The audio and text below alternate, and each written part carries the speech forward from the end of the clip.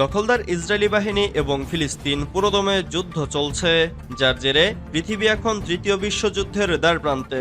দর্শক, আমাদের হাতে এসেছে ভয়ঙ্কর সব আপডেট আন্তর্জাতিক সংবাদ। প্রথমেই জানিয়ে দিব সংবাদ শিরোনাম। ইসরায়েল ফিলিস্তিনের দ্বিরাষ্ট্র সমাধান হুমকির মুখে, বলছে জাতিসংঘ। যুদ্ধবিরতির দ্বিতীয় ধাপে গাজা, ইসরায়েলের 4 দাবি। রাশিয়ার হয়ে লড়তে আরও সহস্রাধিক সেনা পাঠিয়েছে উত্তর কোরিয়া। নাম প্রকাশে অনিচ্ছুক সূত্র ব্যবহার করলেই মামলা, হুঁশিয়ারি ট্রাম্পের। ইরানে পারমাণবিক বোমা তৈরির ইউরেনিয়াম মজুত দ্রুত বৃদ্ধি পাচ্ছে, বলছে আইএইএ। এবং 2027 থেকে 29 সালের মধ্যে বিজিবির ক্ষমতা শেষ, বললেন মমতা বন্দ্যোপাধ্যায়। কাশ্মীর ইস্যুতে জাতিসংঘে পাকিস্তানের বিরুদ্ধে পাল্টা অভিযোগ ভারতের। ইসরায়েল ফিলিস্তিনের দ্বিরাষ্ট্র সমাধান হুমকির মুখে, বলছে জাতিসংঘ। ইসরায়েল ও ফিলিস্তিনিদের জন্য দ্বিরাষ্ট্র সমাধান অর্জনের সম্ভাবনা জানালা বন্ধ হয়ে যেতে পারে বলে মঙ্গলবার সতর্ক করে দিয়েছেন জাতিসংঘের মধ্যপ্রাচ্য বিষয়ক শীর্ষ কর্মকর্তা সিগরিট কাক। মধ্যপ্রাচ্য শান্তি প্রক্রিয়ার বিশেষ এই সমন্বয়কারী জাতিসংঘ নিরাপত্তা পরিষদের এক বৈঠকে বলেন, এ অঞ্চলের জনগণ শান্তি, নিরাপত্তা, মর্যাদার সঙ্গে বেরিয়ে আসতে পারে, আর এটাই হতে পারে আমাদের দ্বিরাষ্ট্র সমাধানের শেষ সুযোগ। কাউন্সিলে কাক গত 21 জানুয়ারি থেকে শুরু হওয়া পশ্চিম তীরে, বিশেষ করে জেনিন, তুবাস ও তুলকারমে ইসরায়েলি সামরিক অভিযানের সম্প্রসারণ নিয়ে উদ্বেগ প্রকাশ করেন। যুক্তরাষ্ট্রের ভারপ্রাপ্ত রাষ্ট্রদূত বলেন, ট্রাম্প প্রশাসন চুক্তির পূর্ণ বাস্তবায়ন নিশ্চিত করতে কাজ চালিয়ে যাচ্ছে। রাষ্ট্রদূত ডরোথি শিয়া বলেন, নিউ জার্সির বাসিন্দা ইদান আলেকজান্ডার এবং গাজায় হামাসের হাতে নিহত 4 আমেরিকানদের দেহাবশেষ সহ হামাসের কাছে এখনো 63 জন জিম্মি রয়েছে। তিনি বলেন, যতক্ষণ পর্যন্ত হামাস শাসন করতে পারে বা প্রশাসন পরিচালনায় সক্ষম শক্তি হিসেবে অথবা সহিংসতার মাধ্যমে হুমকি সৃষ্টি করতে পারে এবং শক্তি হিসেবে বিদ্যমান থাকবে, ততক্ষণ পর্যন্ত শান্তি প্রতিষ্ঠা অসম্ভব হয়ে পড়বে। হামাসকে নির্মূল করতে হবে, তাদের শেষ করতে হবে। ইসরায়েলের রাষ্ট্রদূত একমত পোষণ করে বলেন, ইসরায়েল কার্যক্রম অব্যাহত রাখবে। জানুয়ারির মাঝামাঝি সময়ে সম্মত হওয়া চুক্তি শর্তানুযায়ী 42 দিনের প্রথম পর্যায়ের মেয়াদ এই শনিবার শেষ হবে। স্থানীয় সংবাদ প্রতিবেদন অনুসারে 30 জন ইসরায়েলি বিদেশি জিম্মি এবং 2 শিশু সহ 4 জন নিহত বন্দীর দেহাবশেষ বিনিময় করা হয়েছে। দ্বিতীয় ধাপে আরও ফিলিস্তিনি বন্দীর বিনিময়ে সেনাসহ অবশিষ্ট পুরুষ জিম্মিদের মুক্তি দেওয়া হবে বলে আশা করা হচ্ছে। আর তৃতীয় ধাপে মৃত ইসরায়েলি জিম্মিদের লাশ ও মৃত ফিলিস্তিনি যোদ্ধাদের দেহাবশেষ বিনিময়ের কথা রয়েছে। ইরানে পারমাণবিক বোমা তৈরির ইউরেনিয়াম মজুত দ্রুত বৃদ্ধি পাচ্ছে, বলছে আইএইএ।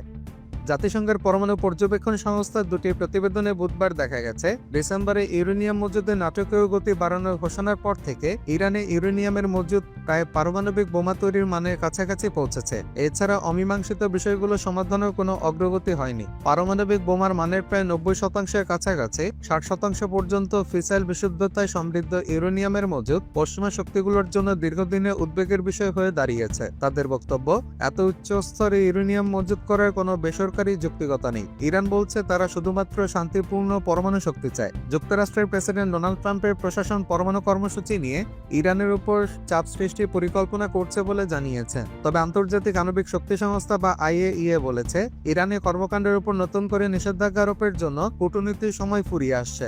সদস্য দেশগুলোর কাছে আইএইএর পাঠানো 2টি ত্রৈমাসিক প্রতিবেদনে দেখা গেছে, 60% উপাদানের মজুদ প্রায় অর্ধেকে উন্নীত হলেও অঘোষিত স্থানে প্রাপ্ত ইউরেনিয়ামের ব্যাখ্যাবিহীন উপস্থিতি সহ ইরানের সঙ্গে দীর্ঘদিন ধরে চলা সমস্যা সমাধানে বাস্তব কোনো অগ্রগতি হয়নি। আইএইএ এক অনুচ্ছেদে বলেছে, পরমাণু অস্ত্রবিহীন একমাত্র দেশ ইরান উচ্চমানে পরিশোধিত ইউরেনিয়ামের উৎপাদন ও সঞ্চয় উল্লেখযোগ্যভাবে বৃদ্ধি করেছে, যা গভীর উদ্বেগের বিষয়। এই অনুচ্ছেদটি অস্বাভাবিকভাবে 2টি প্রতিবেদনই অন্তর্ভুক্ত করা হয়। আইএইএ এর প্রতিবেদনে আরও বলা হয়, গত 3 মাসে ইউরেনিয়াম হেক্সাফ্লোরাইড আকারে পরিশোধিত ইউরেনিয়ামের মজুত 92.5 কিলোগ্রাম থেকে বেড়ে 274.8 কিলোগ্রামে দাঁড়িয়েছে।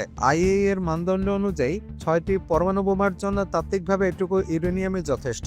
প্রতিবেদনগুলো একটিতে ইউরেনিয়ামের অবশিষ্ট ব্যাখ্যা করার মতো অমীমাংসিত বিষয়গুলোতে অগ্রগতির অভাবের কথা বলা হয়েছে, যেমন ইউরেনিয়ামের উপস্থিতির বিষয়ে ব্যাখ্যা। আইএইএ বছরের পর বছর ধরে ইসলামী প্রজাতন্ত্র দেশটিকে এটি করতে বলেছে। যুদ্ধবিরতির দ্বিতীয় ধাপে গাজা, ইসরায়েলের 4 দাবি। ফিলিস্তিনে অবরুদ্ধ গাজা উপত্যকায় যুদ্ধবিরতির দ্বিতীয় পর্ব শুরু হতে আর বেশি দেরি নেই। তবে এই পর্বে প্রবেশের আগে 4টি শর্ত দিয়েছে ইসরায়েল। এই 4 শর্ত পূরণ না হলে দ্বিতীয় পর্বে বাস্তবায়ন সম্পূর্ণ অনিশ্চয়তার মধ্যে পড়বে বলে হুঁশিয়ারি দিয়েছেন দখলদার ইসরায়েলের জ্বালানি মন্ত্রী এলি কোহেন। সোমবার 24শে ফেব্রুয়ারি ইসরায়েলি টিভি চ্যানেল কেএনএন-কে দেয়া এক সাক্ষাৎকারে কোহেন এই হুঁশিয়ারি দেন। গাজা উপত্যকায় যুদ্ধকালীন মন্ত্রিসভার গুরুত্বপূর্ণ সদস্য কোহেন বলেন, যুদ্ধবিরতির দ্বিতীয় পর্যায়ে যাওয়ার ক্ষেত্রে আমাদের 4টি শর্ত রয়েছে। 1, 7 অক্টোবর এবং তার আগে গাজায় যেসব ইসরায়েলিকে জিম্মি করা হয়েছিল তাদের সবাইকে মুক্তি দিতে হবে। 2, গাজা উপত্যকা নিয়ন্ত্রণকারী গোষ্ঠী হামাসকে গাজা থেকে বিদায় নিতে হবে। 3, গাজা উপত্যকাকে সম্পূর্ণ অস্ত্রমুক্ত করতে হবে। 4, পুরো গাজা এলাকায় ইসরায়েলের নিরাপত্তা সংক্রান্ত নিয়ন্ত্রণ থাকবে। প্রসঙ্গত, গাজায় যুদ্ধবিরতি চুক্তির প্রথম 6 সপ্তাহের পর্যায়ে 19 জানুয়ারি থেকে কার্যকর হয়, যার ফলে হামাস ইসরায়েলে ভয়াবহ যুদ্ধ সাময়িকভাবে বন্ধ হয়। 2023 সালে 7 অক্টোবর হামাস ও তার মিত্র গোষ্ঠী প্যালেস্টাইনিয়ান ইসলামিক জিহাদের যোদ্ধারা ইসরায়েলি সীমান্তে প্রবেশ করে 1200 জনকে হত্যা করে এবং 251 জনকে জিম্মি হিসেবে ধরে নিয়ে যায়। 1948 সালে ইসরায়েলের প্রতিষ্ঠার পর এটাই সবচেয়ে বড় মামলা হিসেবে বিবেচিত হয়। সে হামলার জবাবে গাজা উপত্যকায় ব্যাপক সামরিক অভিযান শুরু করে ইসরায়েল। প্রায় 15 মাস ধরে চলা এই অভিযানের পর যুক্তরাষ্ট্রের প্রবল কূটনৈতিক চাপে ইসরায়েল যুদ্ধবিরতিতে সম্মত হয়। ফলে 19 জানুয়ারি থেকে আনুষ্ঠানিকভাবে যুদ্ধবিরতি কার্যকর হয়। চুক্তির দ্বিতীয় ধাপের আলোচনা ফেব্রুয়ারির শুরুতে হওয়ার কথা থাকলেও ইসরায়েলি প্রধানমন্ত্রী বেনিয়ামিন নেতানিয়াহু এতে গড়িমসি করেন। এই দ্বিতীয় ধাপে গাজা থেকে ইসরায়েলি সেনাদের সম্পূর্ণ প্রত্যাহার আর যুদ্ধের সমাপ্তি এবং বন্দী বিনিময় অন্তর্ভুক্ত রয়েছে। এরই ফলে স্থায়ীভাবে সংঘাতের অবসান ঘটবে। নাম প্রকাশে অনিচ্ছুক সূত্র ব্যবহার করলেই মামলা, হুঁশিয়ারি ট্রাম্পের। গণমাধ্যমের উপর কড়া সতর্কবার্তা দিয়েছেন মার্কিন প্রেসিডেন্ট ডোনাল্ড ট্রাম্প। যেসব গণমাধ্যম বা লেখক নাম প্রকাশে অনিচ্ছুক সূত্র ব্যবহার করবে তাদের বিরুদ্ধে মামলা দেওয়ার হুমকি দিয়েছেন তিনি। বুধবার 26শে ফেব্রুয়ারি আনাদোল এজেন্সির এক প্রতিবেদনে বলা হয়েছে, মার্কিন সাংবাদিক মাইকেল উলফের নতুন বই all or nothing, how Trump recaptured America প্রকাশের পর ট্রাম্প এই মন্তব্য করেছেন। মার্কিন প্রেসিডেন্ট হিসেবে রিপাবলিকান দলের প্রথম মেয়াদে 2018 সালে বেস্ট সেলার বই fire and Fury inside the Trump white হাউসের জন্য পরিচিত এই লেখক। সর্বশেষ বইটির প্রকাশক ক্রাউনকে উদ্ধৃত করে ইউরোনিউসে জানিয়েছে, দ্বিতীয় মেয়াদে প্রেসিডেন্ট হওয়ার জন্য ট্রাম্পের প্রচারের 18 মাস জুড়ে এই বইয়ের কাজ করা হয়েছে। ট্রাম্প কিভাবে পুনরায় আমেরিকার ক্ষমতায়ন এলো সে বিষয়গুলো তুলে ধরা হয়েছে।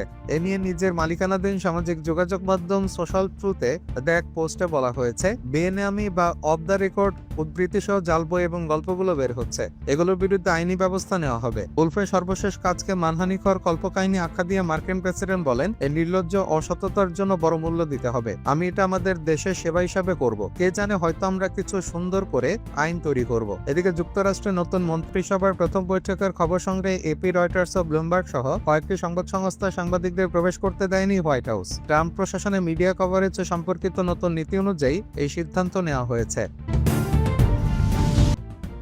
রাশিয়ার হয়ে লড়তে আরও সহস্রাধিক সেনা পাঠিয়েছে উত্তর কোরিয়া। ইউক্রেন যুদ্ধে রাশিয়ার হয়ে লড়তে উত্তর কোরিয়া চলতি বছর সহস্রাধিক অতিরিক্ত সেনা পাঠিয়েছে। বৃহস্পতিবার 27শে ফেব্রুয়ারি দক্ষিণ কোরিয়া সামরিক বাহিনী এ দাবি করেছে। সিউল ভিত্তিক ইয়নহাপ নিউজের বরাতে আনাদোল এজেন্সির প্রতিবেদনে এ তথ্য জানানো হয়। দক্ষিণ কোরিয়া সামরিক কর্মকর্তারা দাবি করেছেন, উত্তর কোরিয়া রাশিয়াকে সমর্থন অব্যাহত রেখেছে। এর অংশ হিসেবে জানুয়ারি এবং ফেব্রুয়ারিতে রাশিয়ায় 1000-এরও বেশি সামরিক কর্মী পাঠিয়েছে বলে ধারণা করা হচ্ছে। ইয়নহাপ নাম প্রকাশে অনিচ্ছুক একজন সামরিক কর্মকর্তার উদ্ধৃতি দিয়ে জানিয়েছে, এটা বোঝা যাচ্ছে যে উত্তর কোরিয়া রাশিয়ায় আরো অতিরিক্ত সেনা পাঠানোর প্রস্তুতিও নিচ্ছে। অন্য একজন কর্মকর্তার মতে, সেনাদের বর্তমান অবস্থান অজানা, কারণ উত্তর কোরিয়ার উত্তর পূর্ব বন্দর চেংজিন এবং এক্ষেত্রে আরো অনেক অংশে নিকটবর্তী নাজিন এলাকা ছেড়ে যাওয়ার পরে দক্ষিণ সেনাবাহিনী তাদের গতিবিধি আর ট্র্যাক করতে পারে না। দক্ষিণ কোরিয়ার কর্মকর্তারা পূর্বের দুটি সীমান্ত এলাকাকে উত্তর কোরিয়া থেকে রাশিয়ায় সরবরাহ এবং সেনা পাঠানোর স্থান হিসেবে উল্লেখ করেছেন। সিউলের মতে, পিয়ংইয়ং অক্টোবর থেকে রাশিয়ার পশ্চিমাঞ্চলীয় ফ্রন্টলাইন অঞ্চল কুরস্কে প্রায় 11,000 সৈন্য মোতায়েন করেছে বলে ধারণা করা হচ্ছে। যুদ্ধে প্রায় 4,000 সৈন্য হতাহত হয়েছে বলে জানা গেছে। তাদের দাবি, ড্রোন আধুনিক যুদ্ধ সরঞ্জামে অভ্যস্ত না হয়ে যুদ্ধক্ষেত্রে সহজেই উত্তর কোরিয়ার সেনারা নাস্তানাবুদ করা হচ্ছে।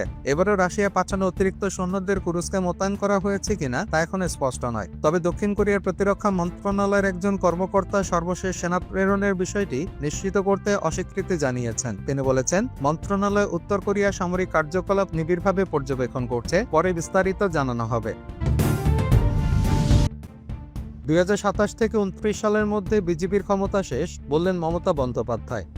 ভারতীয় জনতা পার্টি বা বিজেপির আয়ু আর 2 থেকে 3 বছর আছে বলে জানিয়েছেন দেশটির পশ্চিমবঙ্গ রাজ্যের মুখ্যমন্ত্রী মমতা বন্দ্যোপাধ্যায়। তার মতে 2027 থেকে 29 সালের মধ্যে বিজেপির ক্ষমতা শেষ। 2026 সালে আবার খেলা হবে বলে মন্তব্য করেছেন তিনি। এছাড়া আগামী বিধানসভা ভোটে 2 শতাধিক আসন পেতেই হবে বলেও দলীয় কর্মীদের বার্তা দিয়েছেন তৃণমূল কংগ্রেসের শীর্ষ নেত্রী। ভারতের এই রাজ্যটির পরবর্তী বিধানসভা নির্বাচন আগামী বছর অনুষ্ঠিত হওয়ার কথা রয়েছে। ভারতের কলকাতা ভিত্তিক সংবাদ মাধ্যমগুলো বলছে, কলকাতার নেতাজি ইন্ডোর স্টেডিয়ামে বৃহস্পতিবার দলের মহাসমাবেশ ডেকেছেন তৃণমূলের সর্বোচ্চ নেত্রী মমতা বন্দ্যোপাধ্যায়। সকাল 11টায় সেই বৈঠক শুরু হয়। বৈঠকে পশ্চিমবঙ্গের এই মুখ্যমন্ত্রী কি বার্তা দেন সেদিকে তাকিয়েছিলেন অনেকেই। অনেকের মতেই 2026 সালের বিধানসভা নির্বাচনের আগে সংগঠনের সর্বস্তরে ঝাঁকুনি দিতে চান মমতা। দলীয় কর্মীদের উদ্দেশ্যে মমতার বার্তা, আগামী বিধানসভা ভোটে 215টা আসন পেতেই হবে। অভিষেক ঠিকই বলেছে, আসন আরও বেশি পাওয়ার চেষ্টা করতে হবে। 215টা আসনে কম কোনো মতেই নয়। এবার বিজেপি, কংগ্রেস, সিপিএম এর জামানত জব্দ করার পালা। এদিন তৃণমূলের সভা থেকে বিজেপির কঠোর সমালোচনা করেন মমতা বন্দ্যোপাধ্যায়। পশ্চিমবঙ্গের বদনাম করার জন্য বিজেপি বারবার এজেন্সি পাঠাচ্ছে বলে অভিযোগ করেছেন। মমতা বলেছেন, নির্বাচন যত এগিয়ে আসবে এজেন্সির তৎপরতাও ততই বাড়বে। কাশ্মীর ইস্যুতে জাতিসংঘে পাকিস্তানের বিরুদ্ধে পাল্টা অভিযোগ ভারতের। জম্মু ও কাশ্মীরে ভারতের অবৈধ দখল নিয়ে জাতিসংঘের মানবাধিকার কাউন্সিলের 58তম অধিবেশনে উচ্চ পর্যায়ে একটি ভাষণে অভিযোগ করেছেন পাকিস্তানের আইনমন্ত্রী আজম নাজির তারার। আর এই মন্তব্যের তীব্র সমালোচনা করেছেন জাতিসংঘ ভারতের স্থায়ী প্রতিনিধি কে ত্যাগী। জম্মু কাশ্মীরে মানবাধিকার লঙ্ঘনের পাকিস্তানের দাবি নিয়ে ত্যাগীর মন্তব্য, পাক সেনার নির্দেশে মিথ্যা দাবি করেছেন পাকিস্তানের নেতারা। পাকিস্তানের ভাষণ নিয়ে ত্যাগী বলেন, এটা দুর্ভাগ্যজনক যে এমন একটি ব্যর্থ দেশের জন্য বৈঠকের সময় নষ্ট হচ্ছে। ওরা তো আন্তর্জাতিক সাহায্য নিয়ে বেঁচে রয়েছে। পাকিস্তান নিয়ে ত্যাগী আরো বলেন, এমন একটি দেশে যেখানে মানবাধিকার লঙ্ঘিত হয়, সংখ্যালঘুদের উপর অত্যাচার চালানো হয় এবং রাষ্ট্রপুঞ্জের দ্বারা নিষিদ্ধ সন্ত্রাসবাদীদের আশ্রয় দেওয়া হয়, অন্য কাউকে জ্ঞান দেওয়ার কোনো জায়গা পাকিস্তানে নেই। এছাড়া জাতিসংঘের জম্মু ও কাশ্মীর এবং লাদাখ ভারতের অবিচ্ছেদ্য অংশ বলেও জোর দাবি জানান ত্যাগী। এর বাইরে গত কয়েক বছরে জম্মু ও কাশ্মীরে অভূতপূর্ব রাজনৈতিক, সামাজিক এবং অর্থনৈতিক উন্নতি হয়েছে বলে দাবি করেন ত্যাগী। পাকিস্তানের দিকে পাল্টা অভিযোগের আঙুল তুলে ত্যাগী বলেন, কয়েক দশক ধরে পাক মদতপুষ্ট সন্ত্রাসবাদে বিধ্বস্ত জম্মু ও কাশ্মীরকে স্বাভাবিক অবস্থায় ফিরিয়ে আনতে তার সরকার বদ্ধপরিকর।